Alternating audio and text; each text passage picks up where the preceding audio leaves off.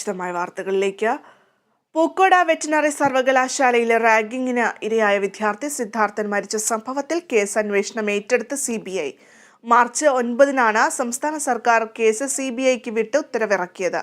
അന്വേഷണവുമായി ബന്ധപ്പെട്ട നടപടികൾ CBI തുടങ്ങി. ഡൽഹിയിൽ നിന്നും SP റാങ്കിലുള്ള ഒരു ഉദ്യോഗസ്ഥന്റെ കീഴിൽ CBI സംഘം കേരളത്തിലെത്തി. കേസ് ഇപ്പോൾ അന്വേഷിക്കുന്ന കൽപ്പറ്റ DYSPയുടെ സംഘം കണ്ണൂരിൽ കൂടിക്കാഴ്ച നടത്തി.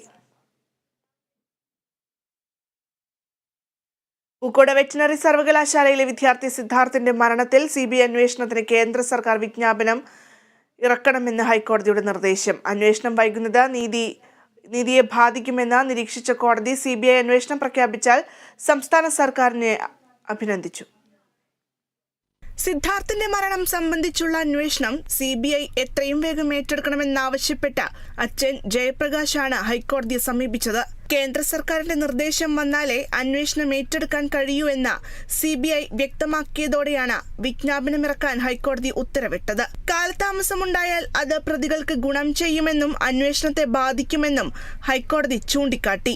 കാലതാമസമുണ്ടാകാതെ കേസ് വേഗത്തിൽ CBIക്ക് കൈമാറിയെന്ന് സർക്കാർ വാദിച്ചു.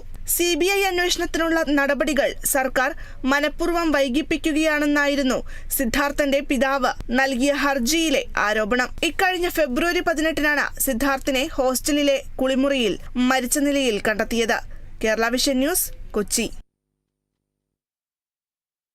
കണ്ണൂർ പാനൂരിൽ ബോംബ് സ്ഫോടനത്തിൽ ഗുരുതരമായി പരിക്കേറ്റ ഒരാൾ മരിച്ചു.